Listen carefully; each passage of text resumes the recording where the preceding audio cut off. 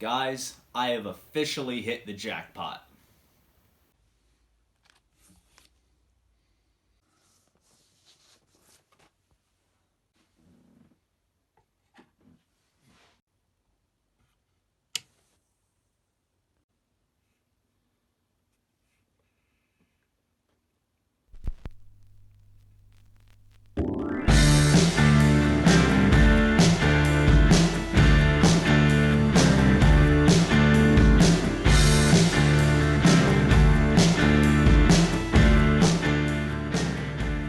What's going on, vinyl community? Welcome to another video with the Record Spinner. In today's video, I'm going to be showcasing my two biggest vinyl acquisitions recently, that being the Beatles vinyl box sets in stereo and mono.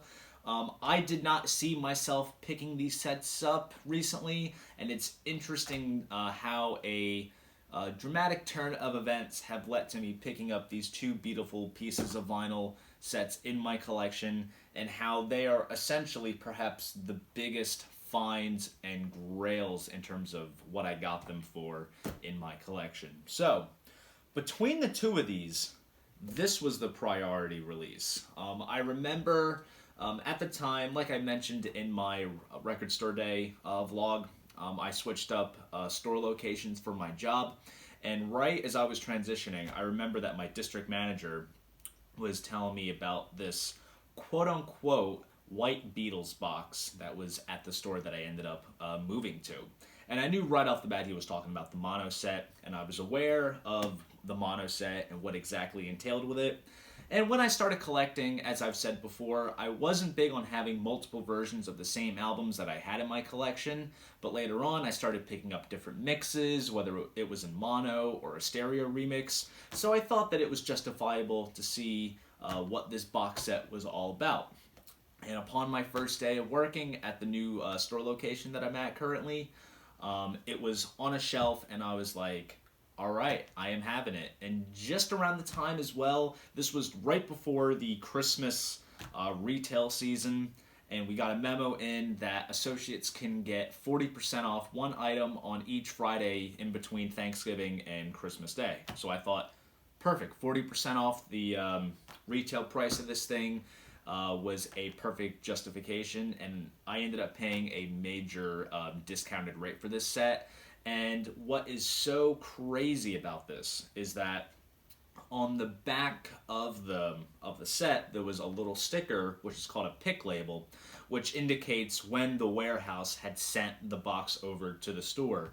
And there's like a little code that can tell you like what like month, day, and year that it landed in the store. This thing has been sitting on a shelf ever since it first came out in 2014. So it has just been chilling there, never picked up, and it was about time that it found a home in the hands of a vinyl collector. So very glad to pick this up. And this was kind of an afterthought because I had already owned the 2012 stereo reissues, and I bought some individually, and I also received a few as gifts for, my birthday in the past and Christmas in the past. But as a collector sometimes, when you have that kind of blood, there's always something that kind of puts you over the edge and you have to pull the trigger on something. And when it came to this, there was a hardbound book in here that I really wanted, and it was highly reputable for reasons that I will get into in this video. So, and I really, really wanted the book. So what I went ahead and did before I did any drastic moves was that I reached out to some eBay sellers that were selling used copies of this box set, and I messaged them about perhaps stripping away the book from the set and paying whatever price that they felt was, justifiable for the book, because it is exclusive to the set. And that didn't really lead to any prevail. They said that it would decrease the value of the box, which is a perfectly understandable statement. So then that led to Plan B, which was taking all my stereo reissues that I got individually and trading them in for cash at my local record store, which they proudly did, and they gave me a rather decent value considering what they were. They were all opened, they were played once or twice, but relatively very good plus near mint condition. So then on the next Friday that came where I can get 40% off an item, took the cash that I got for the individual albums, put it towards the set, and then paid out of pocket for the rest. And between both sets and what I paid out of pocket, you could say that I essentially paid full value for one of the sets. So that's kind of the way that I'm thinking of it. But first, we'll talk about the stereo box. Now, this came out in 2012, and this was the first time that the Beatles catalog had been widely available in vinyl with this whole vinyl resurgence that has gone on. This is sort of a controversial sort of release because the source audio is the 2009 digital remasters that were done for CD. Personally, I love the way they sound, and I do like the sound of these 2012 reissues. And it's funny because, I mean, it's just such a topic of debate that there is another vinyl YouTuber, I won't mention any names, and he had both the stereo and the mono box, and he preferred the stereo. And he's all about analog and fidelity and whatnot, so it's all subjective to what your ear likes. So I'm going to showcase this. This comes, both boxes come in this sort of slipcase cover, which protects the box. And the really cool thing, too, is that on the spine, you actually have the spines of all the albums featured in the box. So it looks really, really nice on a shelf, and it just simply indicates what exactly is in this set. So, just for the sake of showcasing everything, the albums featured, of course, are Please Please Me, With the Beatles, Hard Day's Night, Beatles for Sale, Help, Rubber Soul, Revolver, Sgt. Pepper, Magical Mystery Tour, The White Album, Yellow Submarine, Abbey Road, Let It Be, and Past Masters. Now, I should point out as well, not exactly every Beatles track was mixed in stereo. So in some cases, such as Please Please Me, there was never stereo mixes made for Love Me Do and P.S. I Love You, so they used the mono master tapes for those two tracks, and then the rest are in stereo. Now with, let's see if I can get these out. For Help and Rubber Soul, they went ahead and used the remixes that George Martin did in the 80s when the Beatles catalog was first released on CD. I guess now those are the primary mixes for those albums. There were original stereo mixes that were remastered on CD, and they were featured in the mono CD box set, which came out at the same time as the stereo box. But they went ahead and used those. And then I believe on the song Only a Northern Song, they used the mono version here on Yellow Submarine. And then on Past Masters, there's a couple of tracks that were exclusively mixed in mono, and so they are featured here as well. Now, they all came in shrink wrap, and I took it off, but I went ahead for my box and used resealable outer sleeves, which is what the mono box did for each of the individual albums. So I went ahead and did that for these, so you can just simply peel off the little flap on the back and slide the albums out. Now, the pièce of resistance is this book. Now, this was worth all of the contemplating on getting this box, because this book is a beautiful piece of publication. There was all kinds of photos and liner notes talking about each of the albums, the recording process, tells stories about the songs, and also goes a little bit into the mastering process and how they went about doing the mastering and pricing procedures for this box. Also, you will notice if you do have the 2009 stereo remasters on CD, some of the photos will look a little familiar, which is perfectly fine because the way that it is presented is very nicely done. So there will be some slight familiarities between the CD booklets and the booklet that is featured within the box. I should mention as well that the copy of Sgt. Pepper in the stereo box also features a rather unique fold-out insert, which features some newly written liner notes by Paul McCartney, and there's some information on the album cover, which was designed by Peter Blake, and there's a bit from George Martin. A little step-by-step guide in what was recorded and when it was worked on. And on the back side, we have a complete guide to who is featured on the album cover of Sgt. Pepper.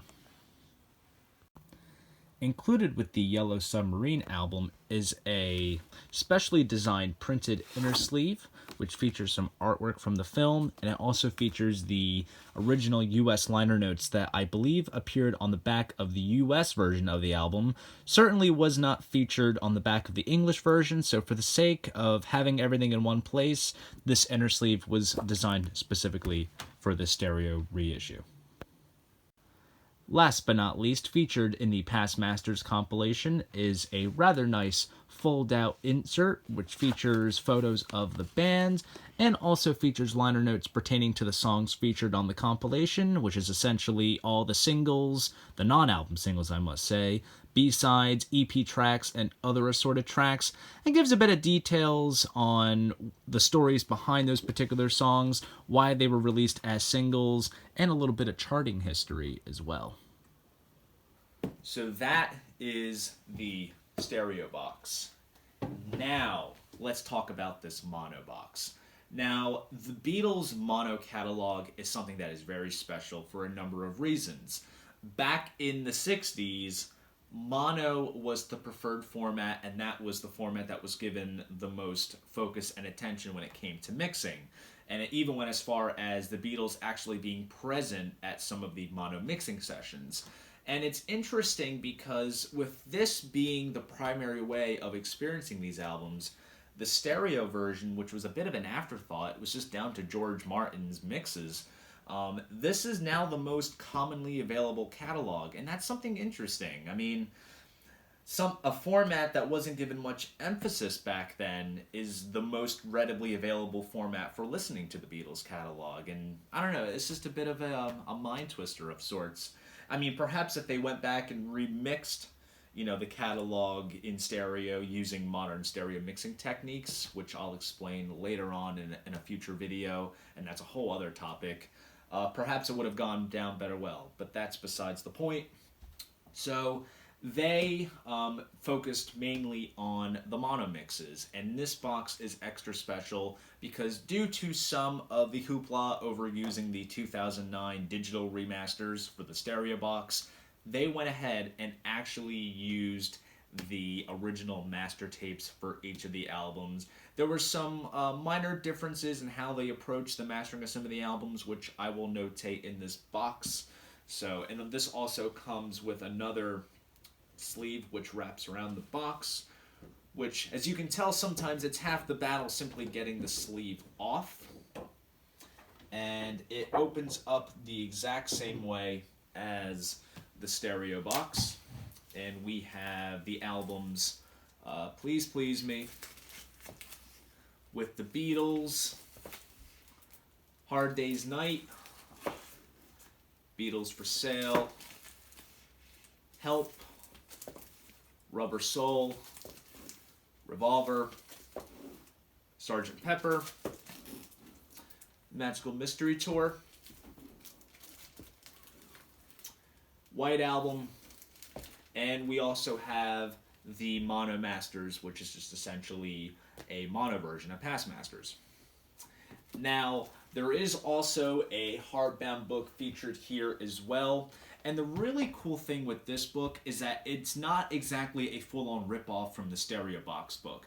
There are some different photos featured in the book, and it also acts as sort of a time capsule because there's all kinds of various press clippings and newspaper articles that are featured within the book, And there is a really insightful bit at the very end which talks about how they used the analog tape and what exactly had to go underway to get these albums mastered for vinyl, again using the tape and also using the original mastering sleeve notes that were done by Harry Moss, who was the original mastering engineer over at Abbey Road in the 60s. Now, like I said, there were some certain things that had to be done to get these albums prepared in the format that they are in. Most notable example is Please Please Me. The master tape had deteriorated over time, and when it came to playing back the tape, there was some oxide and buildup on the tape heads that lost some higher frequencies, and when it comes to cutting lacquers for a record, it's a continuous process and you can't really stop and go. So what they did was they took the individual songs from that original master tape, transferred them over onto another analog tape.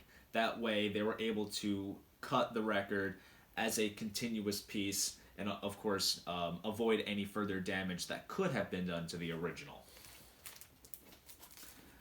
And this, not exactly the same situation goes with Magical Mystery Tour, but all you Beatles fans know this was a US only release that came out in 1967, which is now part of the core catalog. So you get the songs from the film Magical Mystery Tour, and then you also get the other singles and B-sides that were released around the same time.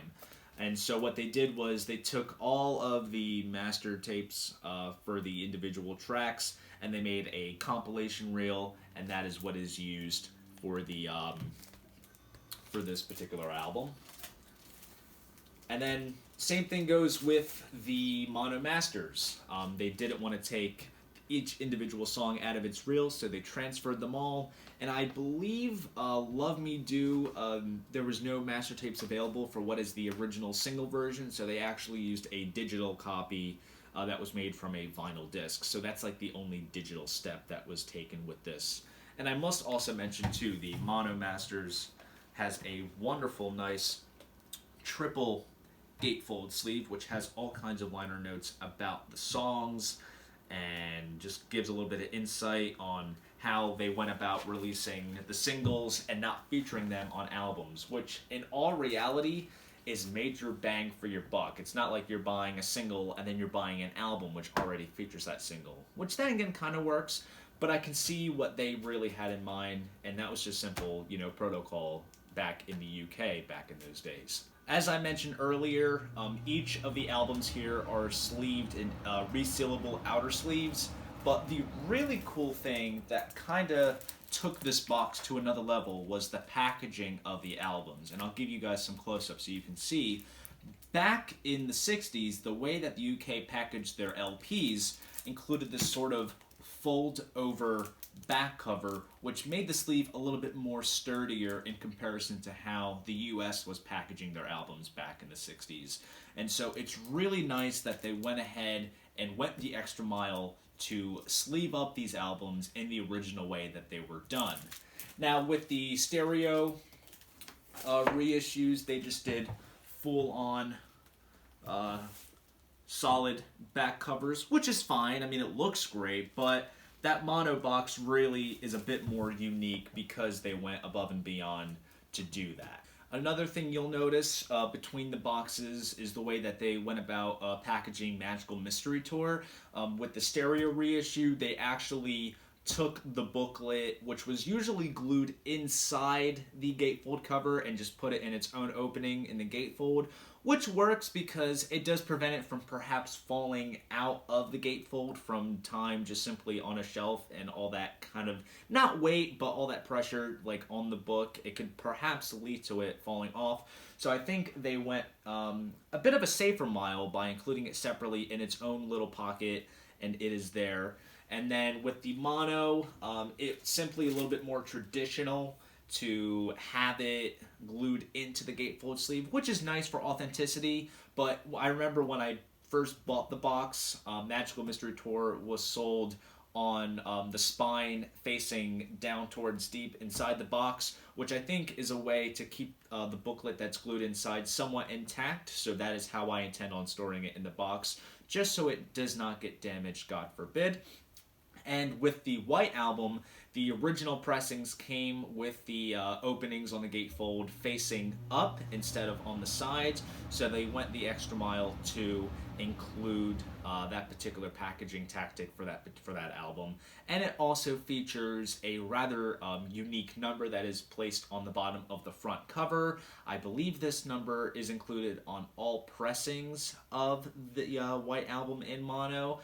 If I'm wrong, please correct me in the comment section below. Another move that was made as well in terms of packaging was the album Beatles for Sale, which came originally, of course, in a gatefold sleeve. Instead of later pressings coming with the opening on the side of the gatefold sleeve, when you open it up, you actually extract the record from the inside of the gatefold. Each album also comes with a little insert which opens up and gives a little bit of insight on the mastering process, and also gives a track listing of the respected album that the insert is featured within. And on the flip side, it also features an advertisement for the Love Show over at Cirque du Soleil. Between both boxes and the respected albums, all of the Parlophone and Apple labels are replicated to perfection. Now, as to which box is essential to own, if you're a full-blown Beatle fanatic and you're a huge fan, both are good. I give this one more points because it is essentially complete, because you're getting Abbey Road and Let It Be, which were never mixed in mono, because pretty much in 1968, you know, it was starting to transition where the focus had gone from mono to stereo, because now stereo setups were now more readily available to record buyers, so that's why they reverted solely to that, and mono was pretty much stopped completely. So this is incomplete because you're not getting those two albums, but you do get the Yellow Submarine tracks on the Mono Masters compilation. But then again, you get a major plus with this because you're hearing the catalog exactly that the band intended it to sound. So you really have to take your pick. If you're a full-blown fan, both is the way to go. But if you want to try to stick with one, you may have to decide for yourself which one is the best way to go. Well, as you can see, I have a lot of listening to do. I plan on doing a follow-up video as to which albums stand out much better in which formats. I'm very excited to be doing that video, and I will keep you guys posted on when that video is going to be up on the channel via social media. Question for you guys. Do you guys have these sets? If so, what are your thoughts and opinions on them? Please drop a comment down below. I'd love to know. And if you enjoyed this video, please give this video a like and subscribe to the channel. See you guys in the next video, and most importantly, keep the record spinning.